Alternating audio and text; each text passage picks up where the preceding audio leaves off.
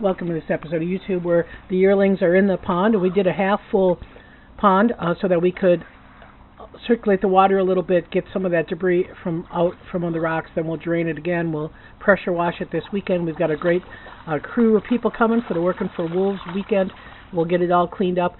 In between, though, because the water is pretty shallow, Kaz has been taking to bringing things into the pond, including deer heads and deer legs. And here he's guarding a deer leg from Rika. So this is certainly making it a little bit more challenging, where the cleaning needs to be a little bit more frequent, and we're going to find probably a lot of surprises at the bottom of this pond as we get into it. But wolves are very various stages of shedding right now. You can see where Kaz has shed most of his neck hair out. Blackstone hasn't really even started shedding, so we're brushing. We will be saving Kaz and Blackstone as well as Rika's hair for next year's auction.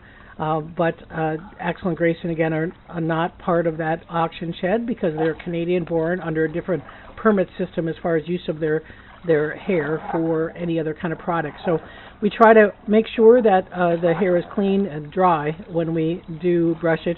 You can see that becomes a little bit of a challenge with the pond. Being a great source of entertainment for the wolves, it certainly is something that helps cool them off. Even if they just get their feet in the pond where their sweat glands are, that's going to help cool them significantly. And so we're in a circumstance right now, like I say, in between the seasons. Spring was a little bit late coming, so it's taken us a little bit of time to get ready. We do open to the public 7 days a week on the 26th. That means we will have daily visitation all the way until October.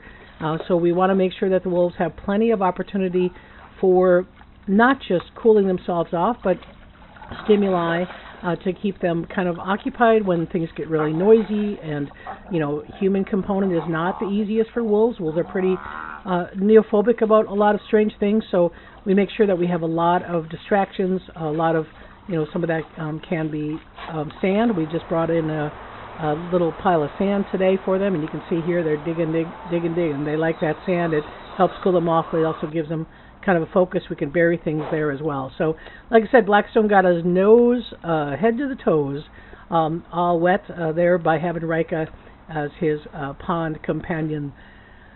We also, like I said, are seeing some shedding there. That just gives you a close-up view of what we mean by undercoat. So the wolves will have their guard hairs.